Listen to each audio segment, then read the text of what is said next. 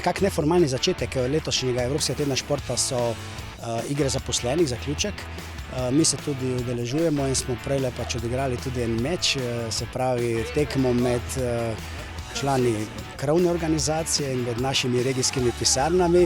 Tisti, ki nekako tudi peljemo ta projekt, je prav, da dajemo zgled, da ne govorimo, ampak tudi počnemo.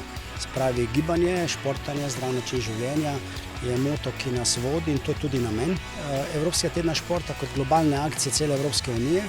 Mi smo pristopili na Jesenicah k temu projektu Olimpijskega komiteja Združenja športnih zvez, predvsem zato, ker je na Jesenicah tradicija delavskega športa zelo dolga in namreč na Jesenicah smo imeli prve delavske športne igre že leta 1936, kar je morda eden izmed edinstvenih primerov v Evropi.